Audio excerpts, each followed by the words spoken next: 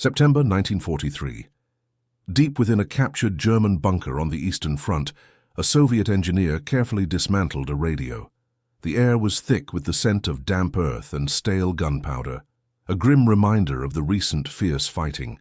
His hands, calloused from years of wartime improvisation and mechanical work, moved with practiced precision, each movement deliberate and focused.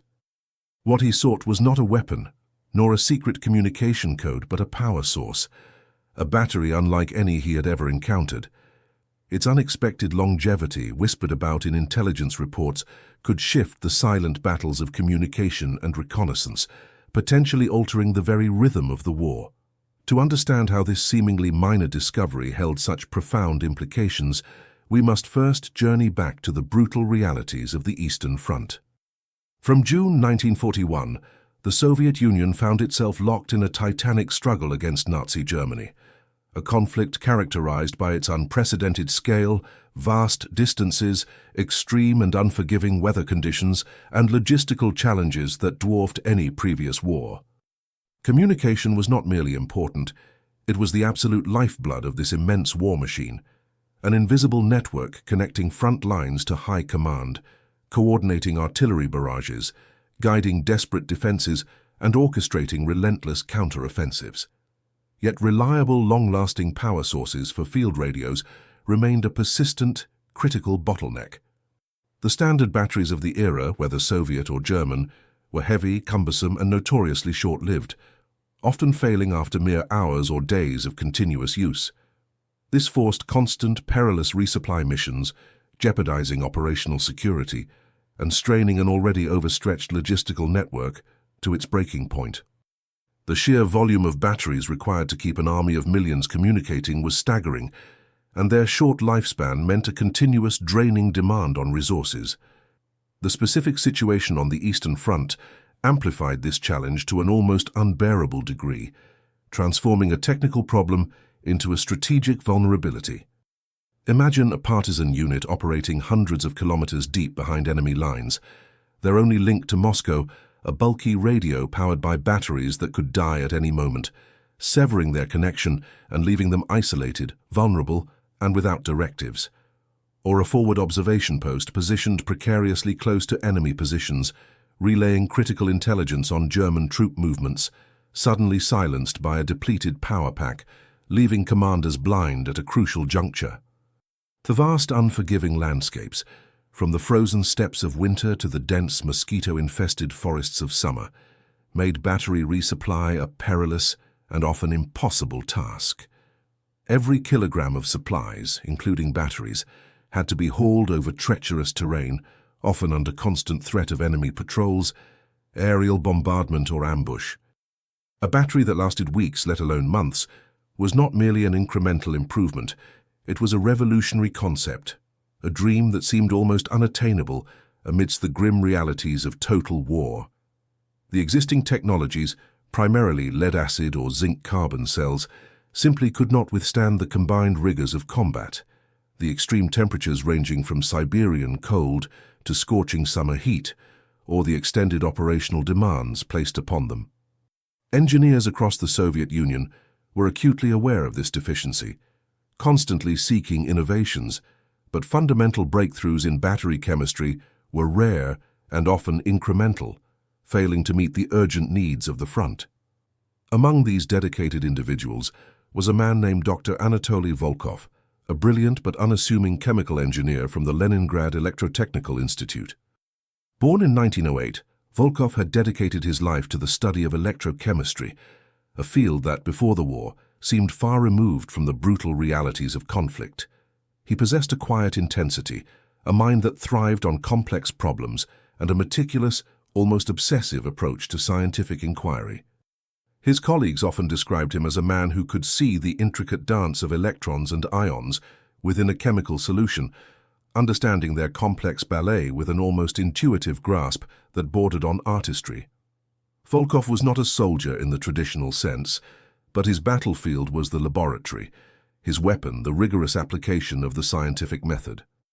He understood, with a clarity few outside the scientific community possessed, that victory was not solely won with tanks and planes, but also with the unseen critical technologies that kept them fighting, communicating, and enduring.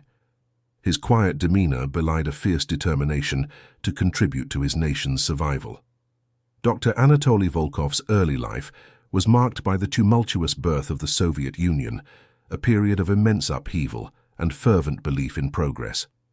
Born into a family of modest means in a small town outside Moscow, he displayed an early and exceptional aptitude for mathematics and chemistry. His parents, both educators who valued knowledge above all else, fostered his intellectual curiosity, recognizing a spark of genius in their quiet, observant son. The October Revolution and the subsequent Civil War brought widespread hardship and scarcity, but also ignited a fervent belief in scientific and technological advancement as a cornerstone of the new socialist state. Volkov embraced this ethos wholeheartedly, seeing science not just as an academic pursuit, but as a powerful tool for national development, industrialization, and, crucially, defense.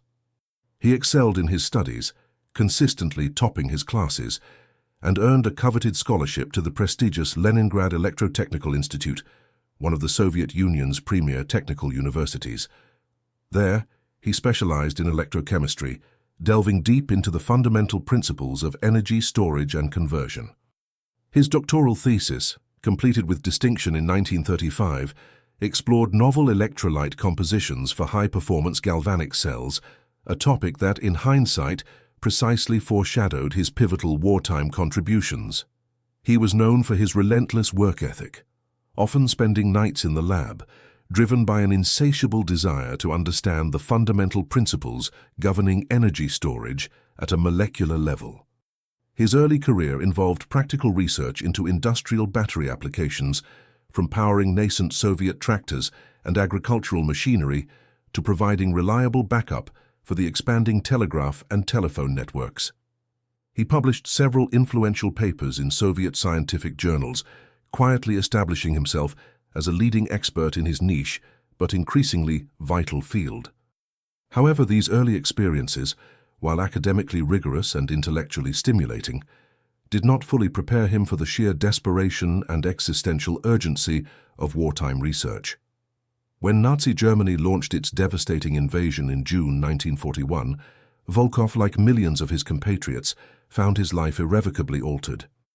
Leningrad, his adopted home and the intellectual heart of his work, was swiftly encircled and subjected to one of the most brutal and prolonged sieges in human history.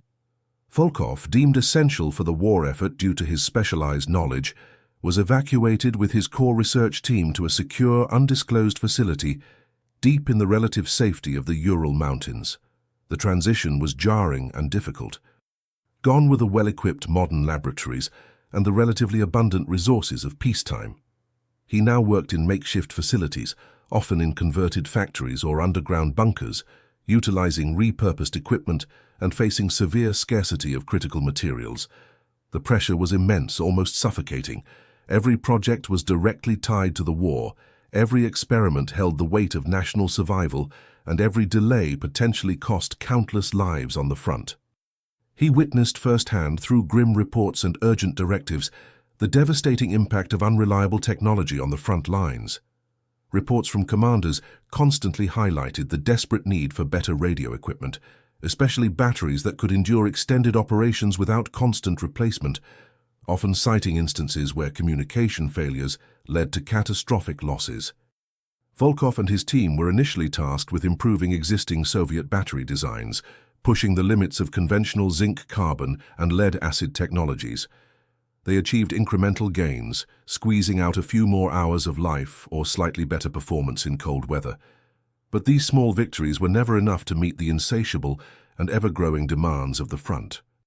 The gap between what they could achieve and what was desperately needed seemed to widen with each passing month. The constant struggle for better power sources weighed heavily on Volkov, a burden he carried with quiet resolve. He knew that conventional approaches, relying on minor tweaks to established chemistries, had reached their practical limits. What was needed was not just an improvement, but a paradigm shift, a completely new chemical composition, or perhaps a radical re-evaluation of existing ones, with an entirely fresh perspective.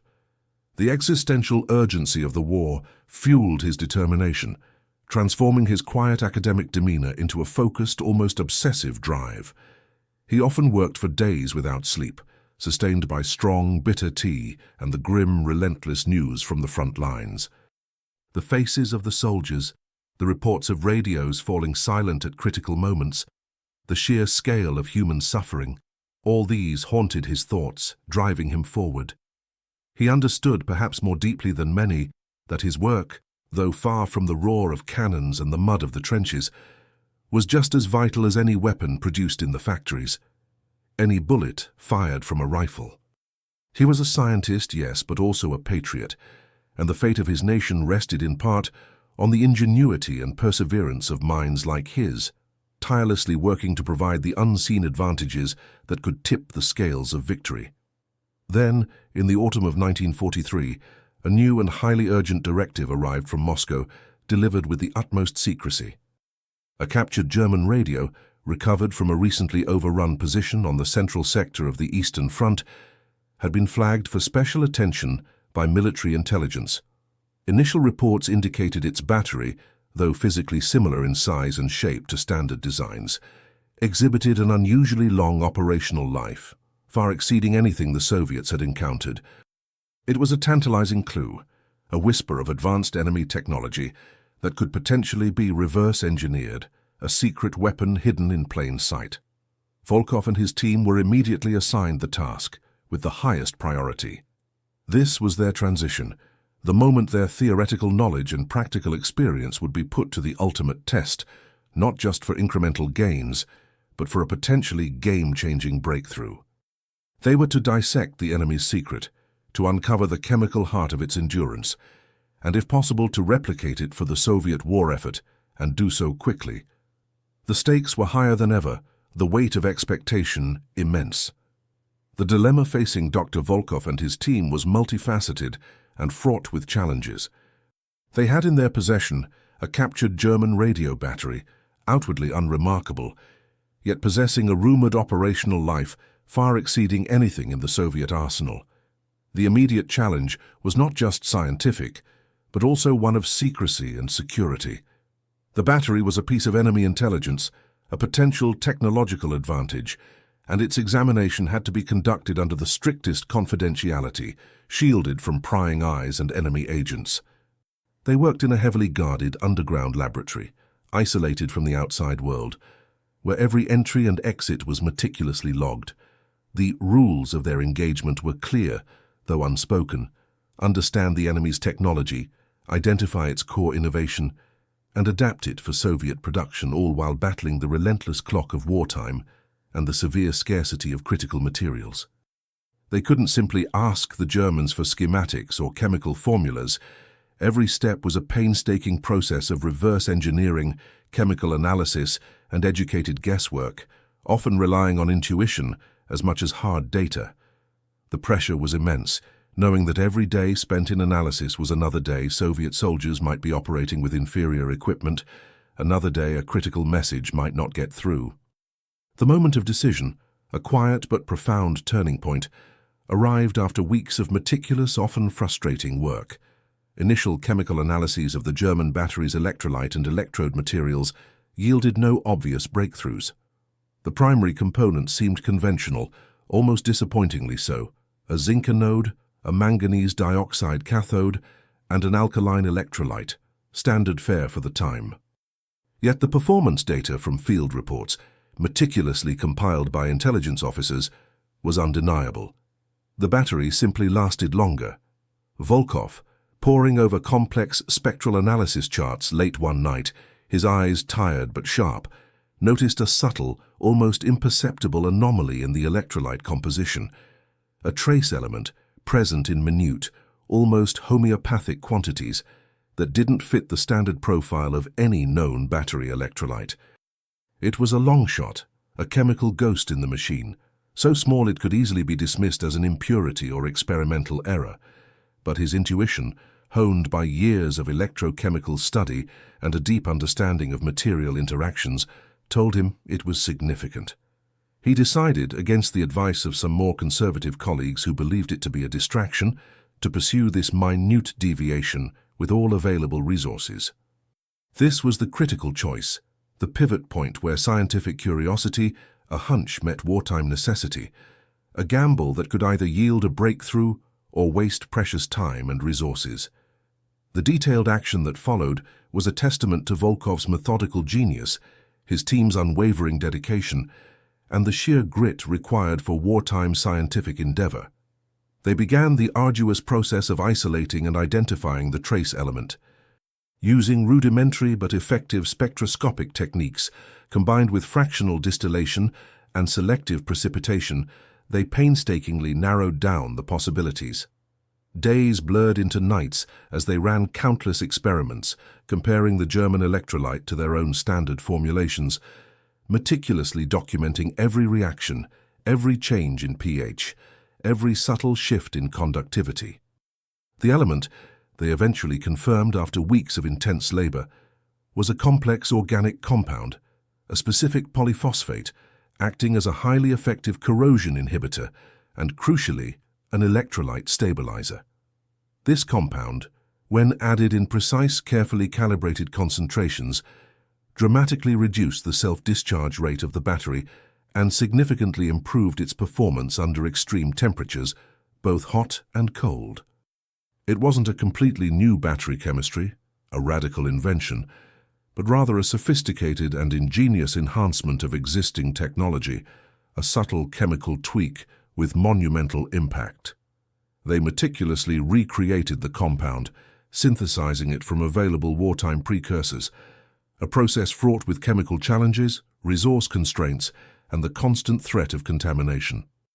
Each successful synthesis, each purified batch of the polyphosphate, was a small but vital victory, bringing them closer to understanding and replicating the German secret. Finally, after months of intense labor, countless failed experiments, and moments of despair, they produced a prototype Soviet battery incorporating the newly discovered polyphosphate. The first tests were conducted under rigorously simulated field conditions, replicating the harsh, biting cold of the Russian winter and the constant vibration and shock of military vehicles. The results were astounding, almost unbelievable. The battery performed consistently, showing minimal degradation over weeks, then months, far exceeding any previous Soviet design. The immediate result was a quiet, almost disbelieving triumph in the laboratory, a moment of shared, exhausted relief. The 6-month battery was no longer a rumor or a distant hope. It was a tangible reality, a testament to their perseverance. The immediate result of their discovery was a rapid, albeit clandestine, integration into the Soviet war machine. The new battery, internally designated Element 6, a name chosen for its simplicity and to mask its true nature, began limited production in late 1944. Its initial deployment was highly selective and strategic, prioritizing critical units where extended operational autonomy was paramount. This included partisan radio operators who often spent weeks or months behind enemy lines with no possibility of resupply, long-range reconnaissance teams whose missions depended on maintaining radio silence for extended periods before transmitting vital intelligence, and special forces operating deep behind enemy lines where every ounce of equipment and every minute of operational time counted. These were the units where the logistical burden of frequent battery resupply was most acute, and where the impact of a long-lasting power source would be most profound. Reports from the front lines, initially cautious, quickly became overwhelmingly positive. Partisan commanders spoke of unprecedented communication reliability, allowing for better coordination of sabotage missions, more timely intelligence gathering, and improved survival rates for their isolated units. Reconnaissance patrols could maintain radio silence for longer periods, then transmit vital information without fear of immediate power failure, significantly reducing their risk of detection. The psychological impact on these isolated units was also significant. The reliable power source instilled a new level of confidence and operational freedom, knowing they would not be cut off. The historical impact of Element 6, while not as dramatic or immediately visible as a new tank or aircraft, was profound in its subtlety and reach. It represented a crucial technological edge in the silent war of intelligence, communication, and logistics. By extending the operational life of field radios from days to weeks, and in some cases months, it significantly enhanced the effectiveness and sustainability of Soviet deep operations. It allowed for more sustained and coordinated partisan activity, tying up German resources, disrupting their supply lines, and demoralizing their occupation forces. It provided more consistent and accurate intelligence, giving Soviet commanders a clearer, more real-time picture of enemy dispositions, intentions, and vulnerabilities, which was vital for planning large-scale offensives. This seemingly small chemical innovation contributed directly to the overall Soviet strategy of overwhelming the enemy through superior logistics, intelligence, and operational flexibility, complementing the massive industrial output and the bravery of its soldiers. It was a testament to the fact that victory in modern warfare depended not just on brute force, but on the relentless pursuit of every possible technological advantage, no matter how obscure or seemingly minor. The discovery also highlighted the extraordinary ingenuity of Soviet scientists and engineers, working under immense pressure and with severely limited resources, demonstrating their capacity for innovation even in the darkest hours of the war, a testament to human resilience and intellect. After the war, the story of Dr. Volkov and Element 6 remained largely classified for decades, a testament to its strategic importance and the Cold War's pervasive secrecy. The technology, refined and adapted, continued to serve in various Soviet military and civilian applications, from remote weather stations to specialized communication devices, though its wartime origins were rarely discussed openly outside of classified circles. Dr. Volkov himself returned to his academic pursuits at the Leningrad Electrotechnical Institute, becoming a highly respected professor and continuing his groundbreaking research in electrochemistry, publishing numerous papers and mentoring a new generation of scientists. He received several state awards and honors for his contributions to Soviet science and defense, though the full extent of his wartime achievements, particularly regarding Element 6, was only acknowledged in hushed tones among a select few within the scientific and military establishment. He passed away peacefully in 1982, a quiet hero whose meticulous work had a tangible, if largely unheralded, impact on the course of history, a true, unsung champion of the Soviet war effort. The secrecy surrounding such innovations was typical of the Cold War era, where every technological advantage, no matter how small, was a closely guarded national secret, a piece in the grand geopolitical chess game.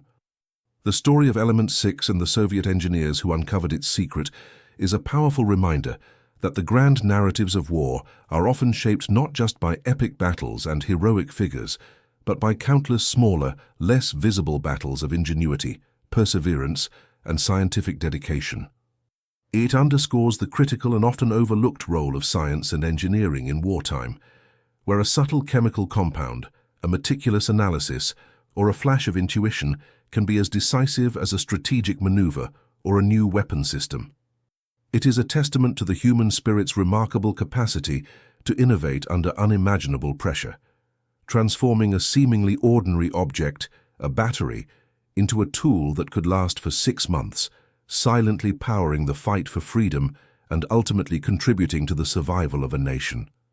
This quiet victory, born from meticulous examination, unwavering determination, and profound scientific insight, proved that even in the most desperate times, scientific discovery could change the world, one long-lasting battery at a time, illuminating the path to victory in the darkest hours.